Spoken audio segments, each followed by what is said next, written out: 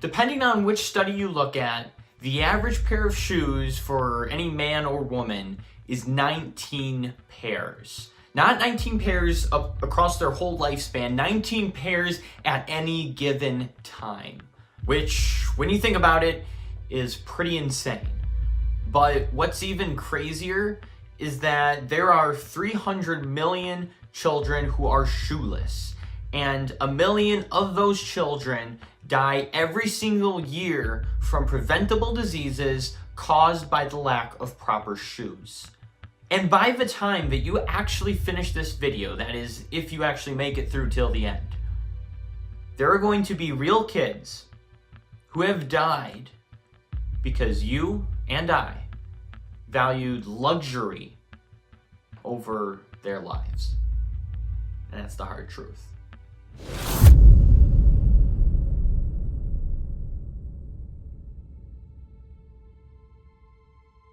Bathroom. According to research done by the World Health Organization, 2.3 billion people still do not have basic sanitation facilities such as toilets or latrines. Of these, 892 million still defecate in the open, for example in street gutters, behind bushes, or into open bodies of water. Water. Globally, at least 2 billion people use a drinking water source contaminated with feces. Food. At least 10% of the world's population is thought to consume food irrigated by wastewater. 1 in 10 people fall ill every year from eating contaminated food, and 420,000 people die each year as a result. As we talked about in the beginning, around the world there are over 300 million children walking around shoeless. Every year, over 1 million of those children die from preventable diseases caused by the lack of proper shoes. Electricity. An estimated 1.1 billion people, 14% of the global population, did not have access to electricity. And as of June 2017, 51% of the world's population has internet access, which means 49% do not have access to the internet. So when you read those facts, when you take a look at life outside of your own life, you really begin to realize how grateful you should be. The fact that you have food, that you have water, you have a safe place to stay, that you can go to the bathroom and you have clean toilet paper and a clean place, to use the restroom, and you have soap to wash your hands with after using the restroom. It really got me thinking, why do these issues still exist in our world today? Why are there 2 billion people in the world who have to drink water that's contaminated with feces? Why are there people who have to use the restroom in the wide open? Why are there people who are dying because they are eating contaminated food? Why are there people in Haiti who are eating dirt cookies that are made of literally just dirt, while, over a third of the American population is obese? And the conclusion that I've come to is that we value luxury over life. We don't value people, we value our possessions. According to the Spectrum Group's Market Insight Report of 2018, there are 11 million millionaires in the US. 11 million millionaires, 11 million people who have a net worth of over $1 million. Now, there are a lot of millionaires out there who are humble. They live pretty simple lives, and a lot of it has to do with, they've got a really good 401k or have a lot of stocks. But there are many of them who do have really nice houses, who have really nice cars, and are living, these luxurious lives.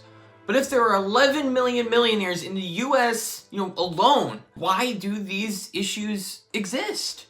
And what it comes down to is luxury over life.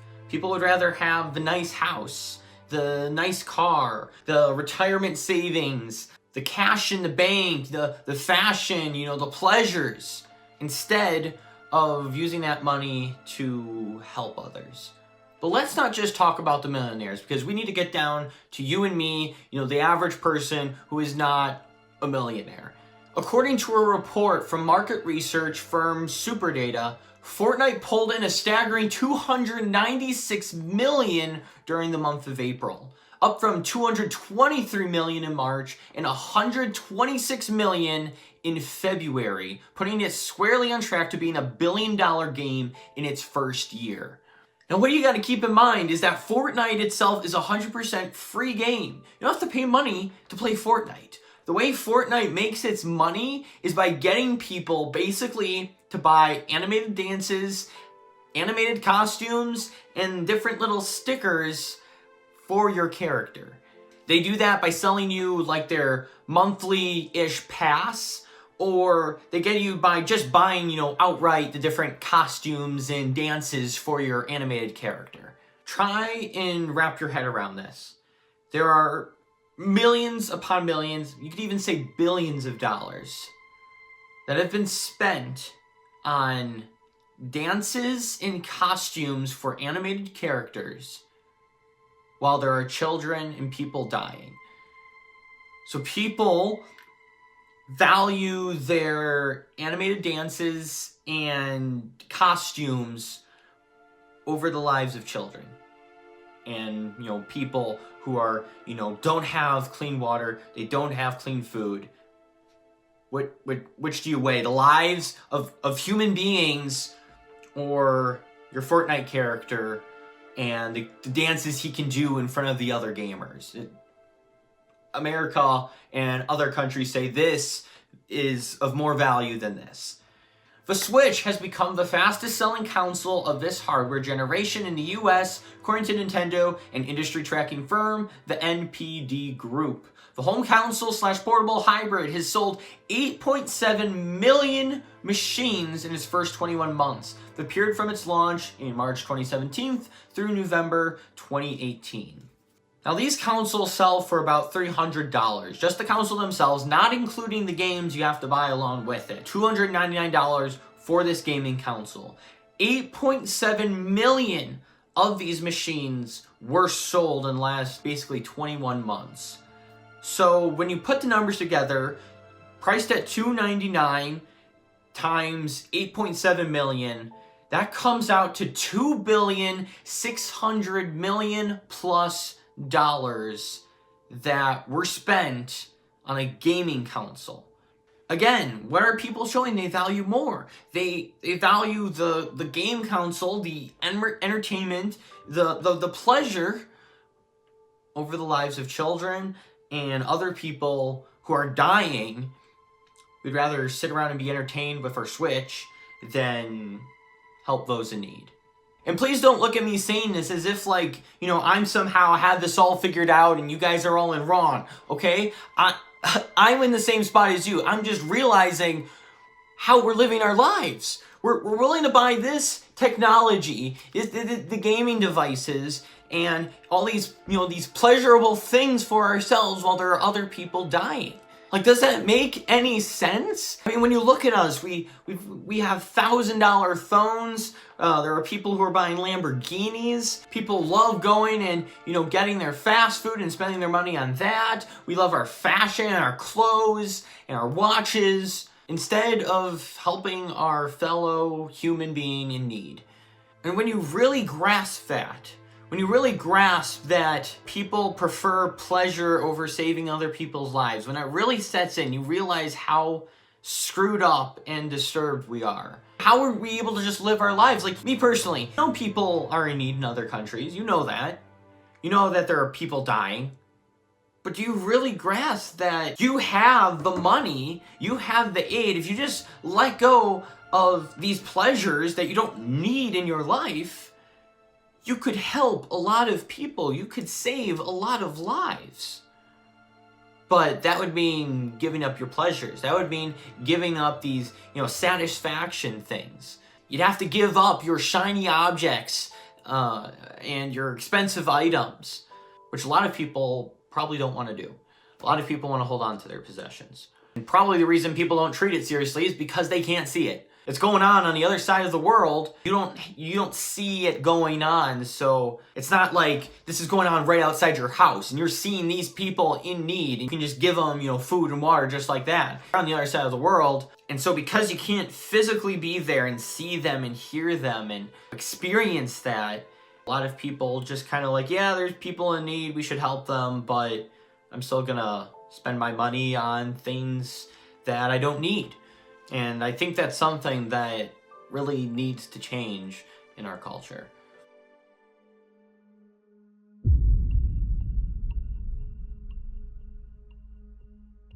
Now, before I start this section, I want to clarify that I am a Bible-believing and obeying born-again Christian, emphasis on the Bible-obeying Christian. And what I want to say is the church is disgusting. It is a complete embarrassment, and you should never follow any church or any Christian. Just follow the Bible, because when you read the Bible, it is a whole lot different than this mess that you see out in the world today. You literally have pastors buying Lamborghinis and fancy mansions and these jets, and they justify it saying, oh, the Lord's blessed me, and oh yeah, I mean we give money, so it's all right, we give money. In Matthew 25, Jesus gave a parable with an important message. Love the least of these. The hungry, the thirsty, giving shelter to the stranger, clothing the naked, aiding the sick, visiting those in prison. Jesus said, what you do unto the least of these, you do unto me. Treat them how you would like to treat me, your master and teacher. Now let's look at the church. They've got the big screen TVs, they've got the smoke machines, the light shows, they have coffee shops built into the church. They have inflatables, carnivals, huge musical numbers, comfy seats, nice salaries, expensive cameras, basketball courts, like a flat screen TV in almost every room and hallway. That is luxury. John Gray, a megachurch pastor in Greenville, South Carolina, speaking out after facing fierce criticism for buying his wife a $200,000 Lamborghini. Video surfaced this week of the pastor presenting the car to his wife in celebration of their 8-year wedding anniversary. A Louisiana televangelist is asking his followers for donations to buy a $54 million private jet.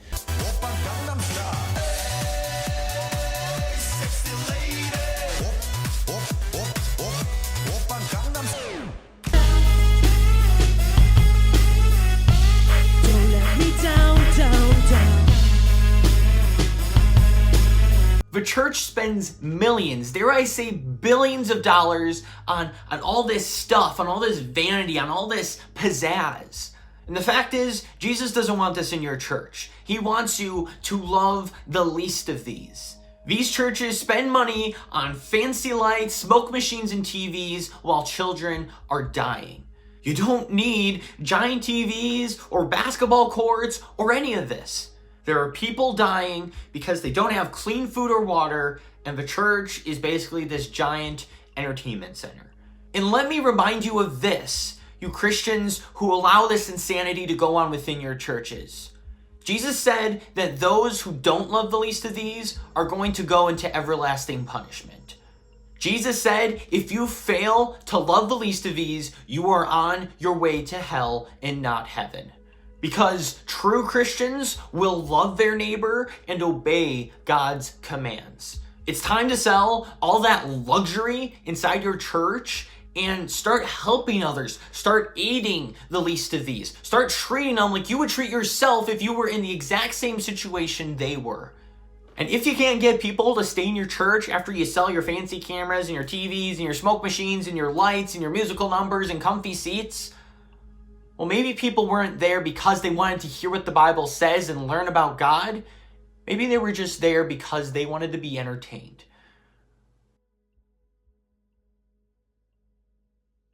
Now, I really don't have a planned way of how I'm going to end this. Other than number one, you should be 100% grateful that you live in this country and that you have access to food and clean water and are able to use the bathroom and have a pair of shoes. There should never be a reason why you should complain for the rest of your life as long as you have those. The fact that you were able to live in this country. People are literally doing whatever they can to get into this country because it is such a good country, because the conditions here are so good. I'm not saying there's no problems in the political system and that there aren't, big issues going on. But the fact that you have livable conditions here, and you're able to work a job and even make an income. At least 80% of humanity lives on less than $10 a day, and a lot of people are protesting because they're making $10 and not, this other income. Well, guess what? You're better than 80% of the rest of the world because they're living on less than $10. Be humble. Be grateful that you live where you live. Be grateful that you're in the 49% who have access to the internet. You're not among the billion people who don't have access, to electricity. And I think secondly, examine your life, okay? Look around your room. What do you really need? Because there are people who need help. And I'm not just saying, there needs to be real solutions out there for these problems. Don't just start throwing your money at random, charities. Actually look into these things. Make sure you're giving money and that money is going to be actually used to actually benefit the people in that country, and not actually, screw up their economy or different things like that. But there are a lot of things we don't need and that we can give up and use that money, towards causes that are going to benefit these people, these children. I'm not saying you need to be naked and homeless and just give literally everything away, but take a serious look at your life. And can you really live with a clear conscience, owning that while there are people in other countries who need that money in order to survive? But that's basically what's been on my heart. And there really needs to be some changes that need to be made. And a lot of people need to look at their life and their finances and what they buy and their possessions, and really look and see, what do I value? Do I value my luxury or do I value life? And be willing to make a change in our lives. I know I'm going to be making a change in my life and what I buy and what I use my money on. As a human being and as a Christian who's commanded to love my neighbor as myself, there's a lot of things I need to give up. I can't live holding on to all these possessions when there are people who need that money, who, need aid. I can't live my life that way. But thank you for watching, and please love your neighbor.